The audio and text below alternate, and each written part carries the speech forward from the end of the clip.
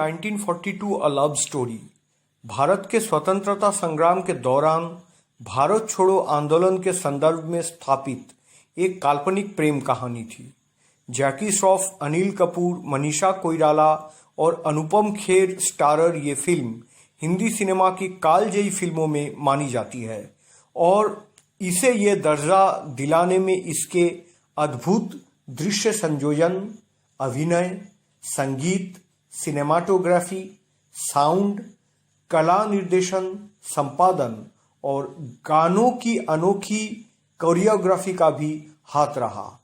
संगीत के विभाग में 4 और अभिनय का 1 फिल्म फेयर पुरस्कार जीतने के अलावा फिल्म 1942 अ लव स्टोरी ने नितिन देसाई को सर्वश्रेष्ठ कला निर्देशन या आर्ट डायरेक्शन, रेनू सलूजा को सर्वश्रेष्ठ संपादन या एडिटिंग, जितेंद्र चौधरी एवं नमिता नायक को सर्वश्रेष्ठ ध्वनि या साउंड और विनोद प्रधान को सर्वश्रेष्ठ सिनेमाटोग्राफर के फिल्म फेयर पुरस्कार भी दिलाए। फिल्म में जैकी श्रॉफ द्वारा निभाए गए किरदार का नाम था शुभंकर। ये किरदार एक बंगाली क्रांतिकारी का था। हालांकि यह किरदार जैकी को पसंद आया था, लेकिन उन्हें शूटिंग के डेट्स को लेकर दिक्कत आ रही थी। तब जैकी ने विधु विनोद चोपड़ा को शुभंकर के किरदार में मिथुन चक्रवर्ती को लेने को सुझाव दिया। जैकी का कहना यह था कि मिथुन चक्रवर्ती इस किरदार के लिए एकदम सही विकल्प है। फिर विधु विनोद चोपड़ा ने मिथुन चक्रवर्ती को पूरी स्क्रिप्ट सुनाई। कहानी सुनने के बाद मिथुन पहले तो इस भूमिका को निभाने से हिचकिचा रहे थे, लेकिन विधु विनोद चोपड़ा ना सुनने के लिए बिल्कुल तैयार नहीं थे। उनके जिद के आगे आखिरकार मिथुन को हाँ कहने के लिए मजबूर होना ही पड़ा।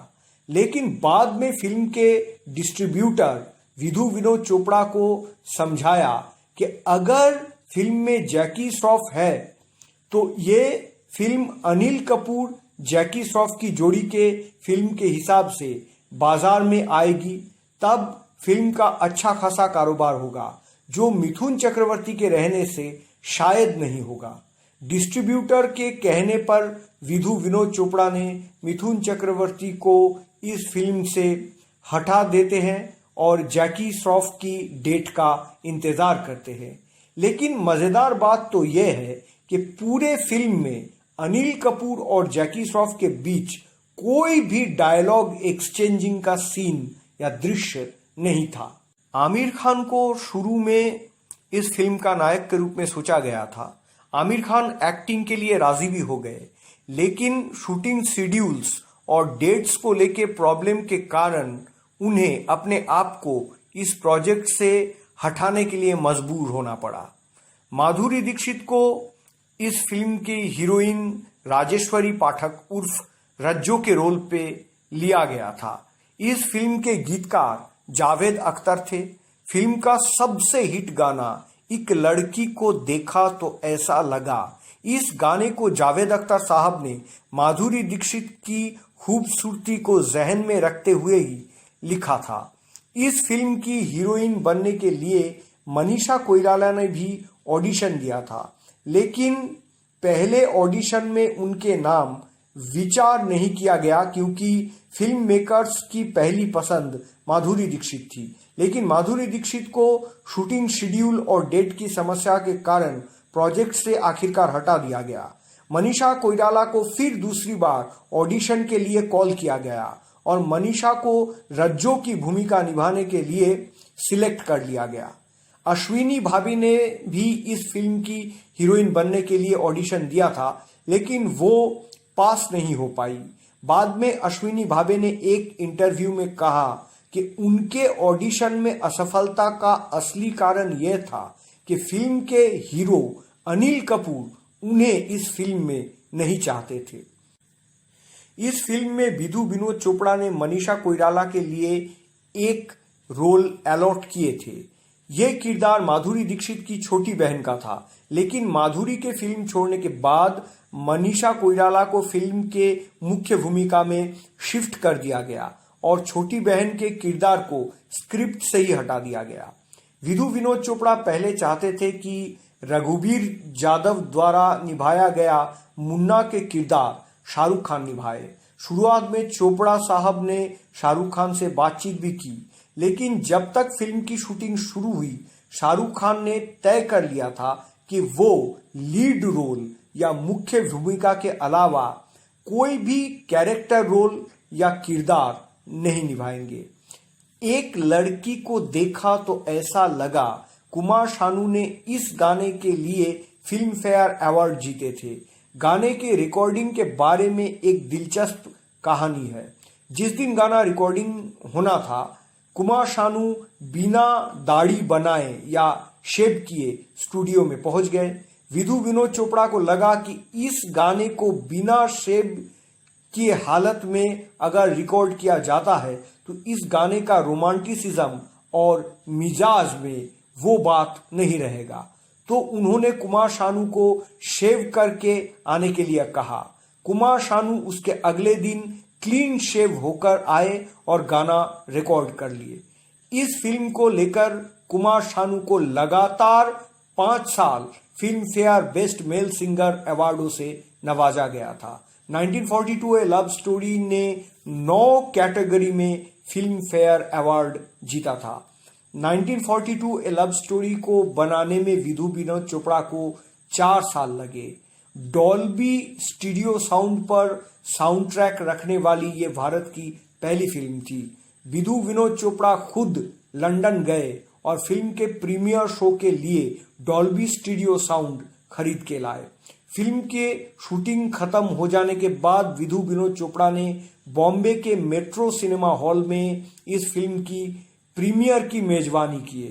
प्रीमियर में बॉलीवुड और राजनीतिक जगत के कई बड़े बड़े हस्ती को आमंत्रित किया गया था। प्रीमियर शो का समय सुबह 9:30 बजे रखा गया। शो ठीक सुबह 9:30 बजे ही शुरू हुआ और विधु विनोद चोपड़ा के निर्देश पर थिएटर हॉल के सभी दरवाजे सुबह 9:35 पे बंद कर दिए गए, क्योंकि विधु विनोद चोपड़ा ने सोचा था कि जो लोग प्रीमियर के लिए लेट होंगे, देर से आएंगे, वो दरअसल विधु विनोद चोपड़ा की 4 साल के काम और मेहनत का अनादर कर रहे हैं, असम्मान कर रहे हैं। विधु विनोद चोपड़ा के इस फैसले के कारण कई प्रसिद्ध लोगों को उनके देर के आने के वजह से थिएटर हॉल के बाहर ही खड़ा होना पड़ा था। फिल्म में अनुपम खेर की किरदार विधु विनोद चोपड़ा पहले नाना पाटेकर से करवाना चाहते थे, लेकिन उन दिनों क्रांतिवीर और अग्निसाक्षी जैसे फिल्म हिट हो जाने के कारण नाना पाटेकर का मार्केट अपने शिखर पर था। नाना पाटेकर विनोद चोपड़ा से मांग किए कि उन्हें जैकी श्रॉफ का किरदार दिया जाए। विनोद चोपड़ा इस मांग से सहमत नहीं थे। इसी से शुरू हो गया नाना पाटेकर और विधु विनोद चोपड़ा के बीच अहम की टकराव या ईगो क्लैश। विधु विनोद चोपड़ा ने एक प्रेस कॉन्फ्रेंस में कहा कि लोग नाना पाटेकर को उनकी फिल्म परिंदा के बाद से ही जानते हैं। जवाब में नाना पाटेकर ने एक काउंटर प्रेस कॉन्फ्रेंस में बताया कि उन्होंने एक बार परिंदा के सेट में विधु विनोद चोपड़ा को थप्पड़ मारा था। राहुल देव बर्मन ने 1942 अ लव स्टोरी में अद्भुत संगीत का निर्देशन किए थे। R.D. बर्मन के निर्देशन में फिल्म का हर गाना सुमधुर था और फिल्म के सभी गाने ने बॉलीवुड में कालजयी गानों का दर्जा हासिल किया था। इस फिल्म के गीत के लिए राहुल देव बर्मन को तीसरी बार सर्वश्रेष्ठ संगीत निर्देशक के फिल्म फेयर अवार्ड से सम्मानित किया गया, लेकिन दुख की बात यह है कि वो इस सफलता को अपने आंखों से नहीं देख पाए। फिल्म रिलीज होने के 4 महीने पहले ही उनका दिल का दौरा पड़ने से निधन हो गया था। लता मंगेशकर द्वारा गाना गया इस फिल्म का एक प्रसिद्ध गीत कुछ ना कहो कुछ भी ना कहो, क्या कहना है क्या सुनना है, समय का ये पल थमसा गया है, राहुल देव बर्मन के मृत्यु के बाद रिकॉर्ड किया गया था। फिल्म के लॉन्चिंग पार्टी में R.D. बर्मन बहुत ही उत्साह से शामिल हुए थे। उन्होंने इस फिल्म में हिंदी सिनेमा के तब के संगीत को पूरी तरह बदलने की कोशिश की और उन्हें उम्मीद थी कि विधु विनोद चोपड़ा फिल्म के संगीत की झलक लोगों को जरूर सुनाएंगे। लेकिन विधु विनोद चोपड़ा चाहते थे कि फिल्म का संगीत लोगों के लिए सरप्राइज रहे। पंचम के नाम से मशहूर रहे आर.डी. बर्मन को इसका बुरा भी लगा। इस पार्टी के बाद जल्दी ही उनका निधन हो गया और फिल्म 1942 अ लव स्टोरी उनके निधन के 4 महीने बाद रिलीज हुई। विधु विनोद चोपड़ा ने ये फिल्म उन्हें ही समर्पित किया था। 1942 ए लव स्टोरी ने कुल 9 क्षेत्र में फिल्म फेयर अवार्ड जीता था। जैकी श्रॉफ और अनिल कपूर के बीच आपसी समझ बहुत अच्छा है और उन्होंने एक साथ कई फिल्मों में काम किया है।